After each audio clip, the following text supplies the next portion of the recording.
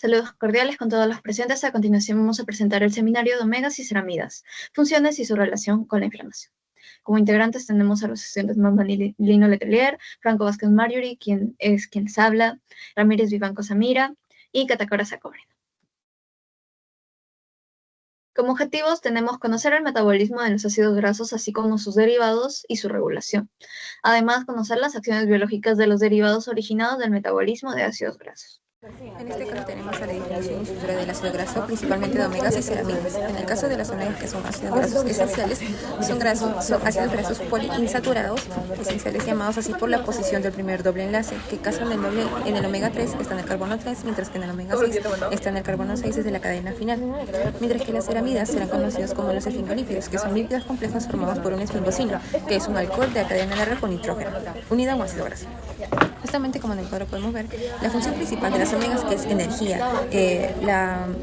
Son claves para la estructura de la membrana celular y son ácidos grasos insaturados, mientras que las ceramidas son barreras cutáneas, apoptosis, señalización, justamente la epidermis, y los lípidos complejos como los esfingolípidos. A continuación el video.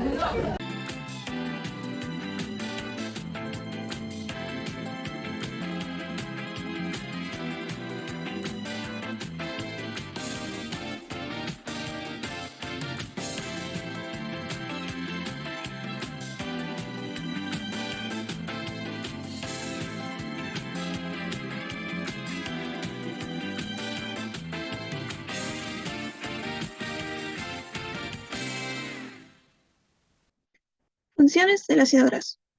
Como primera función, los ácidos grasos cumplen una función estructural, porque integran a los fosfolípidos y esfingolípidos de las membranas celulares, así regulando su fluidez, permeabilidad y actividad de los receptores y canales iónicos de la misma membrana. Cumplen una función enérgica, ya que en forma de triglicéridos van a almacenar energía en el tejido adiposo. En su degradación por beta-oxidación, producen gran cantidad de ATP. La señalización celular, ya que algunos derivados lipídicos funcionan como segundos mensajeros intracelulares, regulando así procesos como apoptosis, diferenciación y proliferación celular, como el DAG, que lo podemos apreciar en imagen. Son precursores de moléculas bioactivas.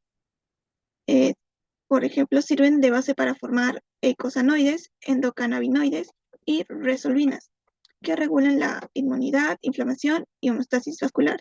En la imagen podemos ver una prostaglandina, que es un eicosanoide.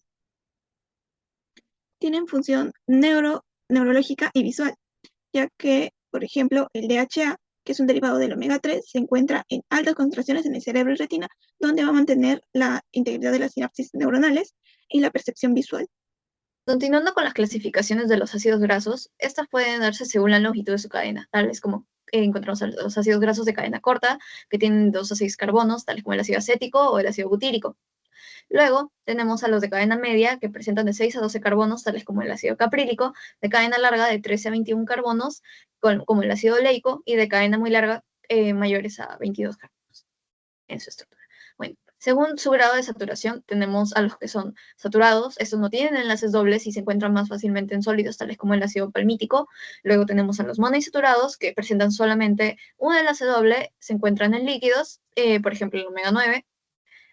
Luego los insaturados, que son, bueno, tienen más de 2 enlaces dobles, se encuentran más fácilmente en líquidos y son derivados de omega 3, tales como el ALA, el EPA y el DHA. Ok, luego tenemos la clasificación según la posición del primer doble enlace. Cuando su primer doble enlace se encuentra en el carbono 3, pues tenemos el famosísimo omega 3. Luego, cuando se encuentra su primer doble enlace en el carbono 6, tenemos el omega 6, e igualmente con el omega 9, que tiene su doble enlace, bueno, su primer doble enlace en el carbono número 9. Luego, según su origen, tenemos a los ácidos grasos de origen animal, origen marino y origen vegetal. Los de origen animal son mayormente ácidos grasos saturados, los de origen vegetal mayormente son ácidos grasos insaturados, y los de origen marino, pues, son altos en omega 3. Luego, según su función biológica, tenemos a los que son de función energética, mayormente son ácidos grasos saturados e insaturados. Luego tenemos a los de, bueno, función biológica estructural, tales como los fosfolípidos de la membrana celular. Luego tenemos a los precursores de señalización, tales como las prostaglandinas y el EPA. Y a los ácidos grasos esenciales, tales como el ALA, y derivados de omega 3. Según su isomería, tenemos a los que son cis y a los que son trans. Los que son cis, pues su estructura la vamos a encontrar prácticamente como si tuviera una curvatura, que mayormente son los de omega 3 y los omega 9. Luego tenemos a los que son trans, que son los procesados, ricos en omega 6, tales como los triglicéridos y el colesterol. Acá tenemos un esquema, resumen de todo lo que les venía hablando. A continuación, las fuentes nutricionales. Bueno, primero a los que son, las fuentes de origen animal. Por ejemplo, los pescados grasos son las mejores fuentes para el EPA y el DHA, que son ácidos grasos esenciales para nuestro organismo. Entre ellos podemos encontrar fuentes como el atún rojo, el salmón, la sardina, la trucha. Estos tienen funciones debido a sus, tienen múltiples beneficios como la protección cardiovascular y la salud cerebral. Ahora vamos con las fuentes de origen vegetal. Ok, estas fuentes contienen principalmente ácido linoleico o ácido alfa-linoleico, conocido como el ALA. Algunas de las más destacadas son, por ejemplo, las semillas de linaza, las nueces, la chía y el aguacate. Estos son ricos en ALA, EPA y DHA, que son derivados de omega 3. Prácticamente todo lo que son omega 3 van a tener un efecto antiinflamatorio. En cambio, las fuentes nutricionales que son más ricas en omega 6 van a tener, en exceso, van a ser más bien proinflamatorios, como el maní, la soya, etc. Metabolización de los ácidos grasos insaturados, omega 3 y omega 6. Como sabemos, los ácidos grasos insaturados esenciales no pueden ser sintetizados por el cuerpo. Por lo tanto, se obtienen exclusivamente a través de la dieta. Si hablamos del omega 3 y el omega 6, ambos ácidos van a sufrir transformaciones en el retículo endoplasmático mediante dos enzimas, las desaturasas y las enlongasas. ¿Pero de qué forma?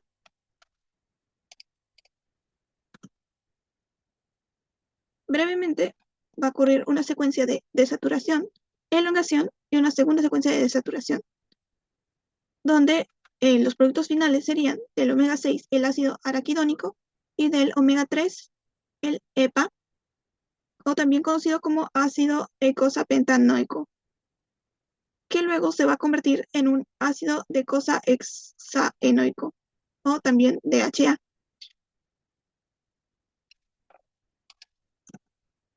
Metabolización de los ácidos grasos insaturados.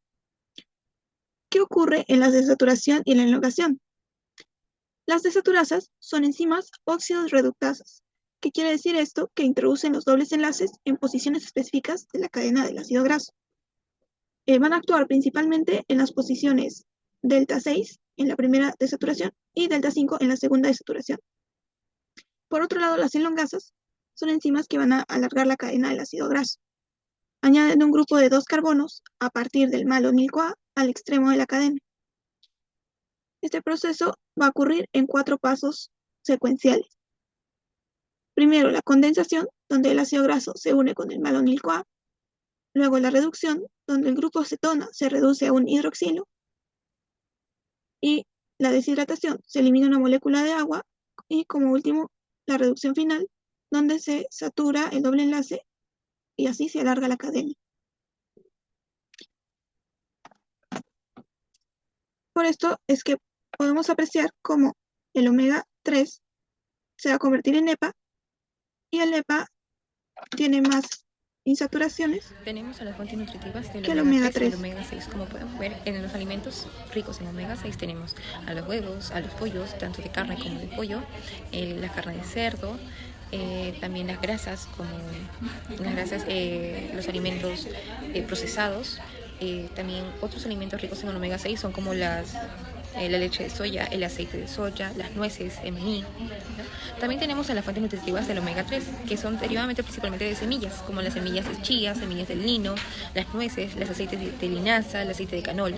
Ahora, el equilibrio es importante porque un consumo excesivo del omega 6 que del omega 3 produce una inflamación. Es justamente que necesitamos el equilibrio, como consumiendo, por ejemplo, la trucha, mariscos y atún. Ahora, para la metabolización del omega 3 y omega 6 de las vías de saturasa y en grasa tenemos sal. Cuando consumimos alimentos ricos tanto en los aceites como aceites vegetales, ingerimos los precursores de las omegas como el alfa-linolénico y el ácido niloleico. En este caso pasa por dos enzimas, que es la desaturasa y el longasa, que es una que tiene doble cadena y otra que alarga la cadena. Justamente es por eso que así el alfa-linolénico convierte en EPA y DHA, que son antiinflamatorios, y el ácido linoleico en ácido araquidónico, que es un proinflamatorio. Justamente es por eso que pedimos ese consumo de no una manera exagerada de lo que es el omega 6, sino del omega 3, para que pueda ser equilibrado y no sea al paciente pueda pasarle alguna precursor de inflamatorio. Es clave mantener un equilibrio entre el omega 6 y el omega 3. Una dieta moderna suele tener un desbalance, ¿no? Un exceso de omega 6, lo que favorece que el cuerpo se encuentre en un estado inflamatorio constante y, bueno, notorio importante. Los omega 3, en cambio, ayudan a contrarrestar esto, generando moléculas que resuelven activamente la inflamación. Y, bueno, un buen balance es fundamental para prevenir enfermedades como la diabetes, enfermedades cardiovasculares y llegando a prevenir incluso trastornos neurológicos. Los ácidos grasos esenciales no solo participan en la inflamación, sino también tienen otras muchas funciones. Por ejemplo, el DHA es crucial para el desarrollo cerebral y visual. El ácido eicosapentaenoico mejora la salud cardiovascular. Y, bueno, ambos regulan el sistema inmune modulando la producción de citoquinas inflamatorias. Además, ayudan a mantener la fluidez de las membranas celulares. Gracias a sus beneficios, muchos de estos compuestos se utilizan en suplementos. Por ejemplo, el GLA, que es un derivado del omega 6, se usa para mejorar enfermedades de la piel, para el tratamiento de estas, como la dermatitis. Por el lado del omega 3, las resolvinas y protectinas vienen siendo estudiadas como posibles tratamientos para enfermedades inflamatorias crónicas. Actualmente, varios de estos metabolitos están en ensayos clínicos. Por ejemplo, las resolvinas, que podrían ser una alternativa a los antiinflamatorios, pero con menos efectos secundarios, menos efectos adversos. El ácido gamma linolénico ya se comercializa para tratar afecciones inflamatorias, sobre todo en la piel y articulaciones. Bueno, comenzamos con el ácido araquidónico, un ácido graso del omega 6 que se encuentra en las membranas celulares, que, bueno, cuando hay una señal inflamatoria y se expone a esta, este se va a liberar y va a ser metabolizado por ciclooxigenasas y lipoxigenasas para convertirse en compuestos orgánicos como las prostaglandinas, leucotrienos y tromboxanos. Estos son fundamentales en la inflamación aguda, pero si se llegan a producir en exceso pueden llegar a detonar enfermedades como la artritis o el asma, enfermedades crónicas. El ácido eicosapentaenoico es un ácido graso del omega 3, que también se incorpora en las membranas y compite con el ácido araquidónico. La diferencia está en que sus derivados, como las prostaglandinas de la serie 3 y los leucotrienos de la serie 5, son mucho menos inflamatorios. Y, bueno, además el ácido eicosapentaenoico da lugar a compuestos como la resolvina C, que pueden ayudar a terminar la respuesta inflamatoria, promoviendo la resolución y restauración del tejido. El DHA es otro omega 3 muy presente en el cerebro y la retina. También genera compuestos llamados resolvinas de la serie D, protectinas y marecinas. Todos estos metabolitos tienen funciones antiinflamatorias, neuroprotectoras y regenerativas, ayudando a resolver la inflamación sin llegar a suprimir el sistema inmune. Presentamos a una paciente de 55 años con diagnóstico de artritis reumatoide desde hace 5 años. Actualmente presenta inflamación activa tanto en manos como rodillas, rigidez matutina y fatiga, a pesar de ya estar con tratamiento de fármacos antirreumáticos. Un punto clave que tenemos que observar, pues, es la dieta que nos indica. La paciente tiene una ingesta pobre en omega 3 y alta en omega 6 y grasas saturadas, lo cual va a contribuir a los brotes inflamatorios frecuentes. A nivel molecular, es importante recordar que los ácidos grasos omega 3 ejercen efectos antiinflamatorios a través de varios mecanismos, tales como que activan los receptores PPARS, que suprimen a las citocinas proinflamatorias, mejoran la microbiota intestinal, lo que regula la inmunidad. Asimismo, el omega 3 va a generar resolvinas que van a promover la resolución activa de la inflamación, inhiben las metaloproteinasas que degradan el cartílago, además activan receptores como el GPR120 y el GPR40 que modulan la señalización inflamatoria. Por ello, debemos acompañar el tratamiento de nuestra paciente a través de su dieta, aumentando la ingesta omega 3 y disminuyendo el consumo de grasas saturadas y omega 6. Se comprendió que el metabolismo de los ácidos grasos fue fundamental para la generación de energía y la síntesis de compuestos esenciales en el organismo. Se identificó que la regulación de este metabolismo permitió mantener el equilibrio lipídico y prevenir alteraciones asociadas a enfermedades metabólicas e inflamatorias. Se reconoció que los derivados originados del metabolismo de los ácidos grasos, como los eicosanoides y las ceramidas, desempeñaron funciones biológicas claves en el proceso como la inflamación y la señalización celular.